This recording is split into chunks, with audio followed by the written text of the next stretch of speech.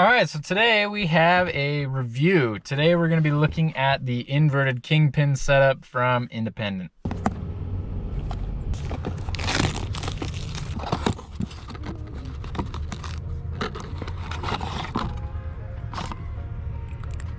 So just to get this out of the way, this is not a new idea at all. Inverted kingpins have been around for a really long time. I don't think I've seen an inverted kingpin setup since like the mid 2000s when I first started skateboarding. In fact, they used to sell just kingpins that you could put in your trucks long ago.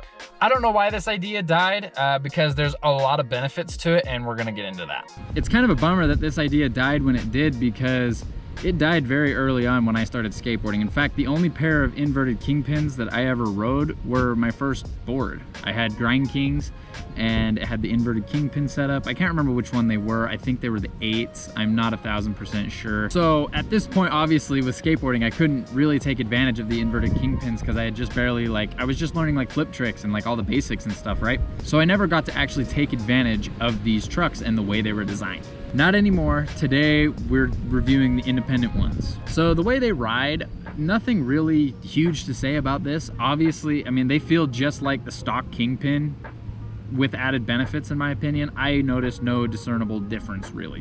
One of the big advantages to these Kingpins is actually with hangups. So when you're learning Smiths, Feebles, variations, Hurricanes, Sugarcane, 180, whatever, when you're learning any of these dipped one truck grind variations, it really does help and it prevents a lot of hangups. What happens when you're learning these tricks is essentially when you dip that truck far enough, it eventually starts making contact with the kingpin, and it's a straight bolt, right? And it makes contact with something and it essentially digs into the rail and it pitches you forward. Now this pitching action typically happens more often on certain obstacles than others, particularly square rails. I've noticed happens a lot. And it is totally possible to dodge a hang up entirely by popping next to perfectly into a Smith or a Feeble. Most people, what happens is they just pop up, they smack their truck on there, and then they put their weight in the right spot to dip it and to lock it and pinch it into place. So you're essentially traveling through the danger zone of the bolt when the truck moves across the rail. This causes a hang up, it causes you to pitch forward, it causes you to lose control, it can lead you to getting hit by the rail. There's lots of things that can go wrong here. The best part about this inverted kingpin is it negates the hang up almost entirely. You still have hang ups that are caused by weight distribution, and if you dip it enough, you will hang up on the kingpin still, but it's not nearly as common. And you can still get a really good, really dipped looking Smith or Feeble without a hang up. This can lead to being able to slide your grinds longer, being more consistent, making it easier to learn these tricks. This inverted kingpin thing should be way more popular than it is, just based on that fact alone. So a bummer about Smith and Feeble variations is they can be quite destructive on your trucks, particularly the kingpin. It wears down the nut on the kingpin as well as the threads themselves, damaging the threads and damaging the nut. Eventually, this will lead to you not being able to tighten, loosen the trucks, change out bushings, anything really. It almost makes the truck essentially stuck in the way it is. And if you run it long enough like this, it can make it nearly impossible to replace the kingpin nut. Most skaters, I don't think I've ever met a skater that pulls apart their board like every other 2 weeks and rethreads the kingpin nut, so most people just let it roll and they just tighten it as they go.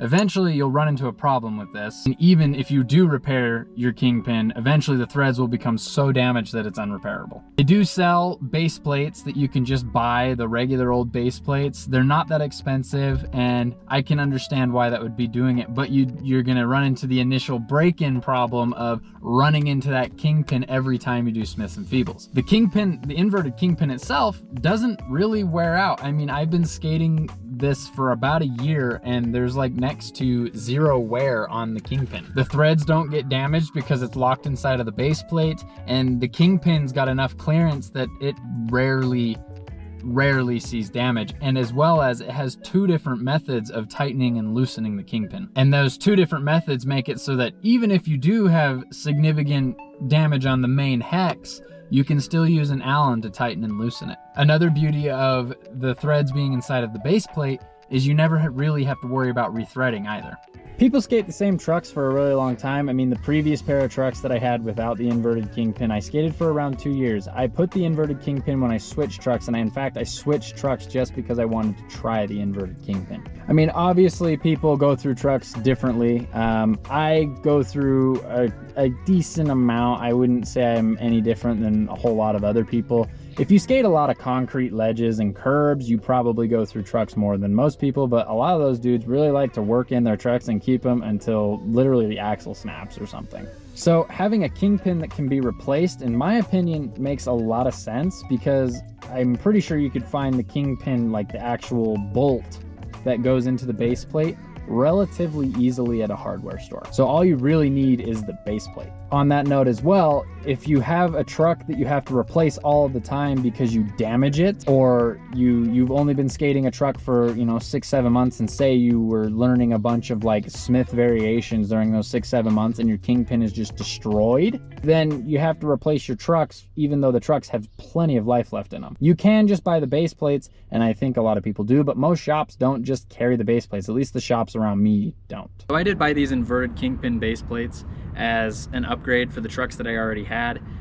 To my knowledge, the only thing they offered on are the mid. That's kind of a bummer. You would think they would offer a inverted and a regular for each one, but maybe it's a manufacturing nightmare, or it's just such a niched product that they just don't see the reason. Or maybe the people that actually care about riding an inverted Kingpin only ride mids anyway. Overall, I think this is one of my favorite skate-related like upgrades I've ever gotten for my trucks. I feel like there's nothing but positives with it, and I don't understand why more people aren't on the bandwagon, because the inverted Kingpin just seriously is so much better than a regular Kingpin in my opinion. But anyway, if you enjoyed the video, like the video, drop me a sub, helps more than you can think. Maybe you're having your own truck madness, and hopefully this video helped with that. Catch you in the next one.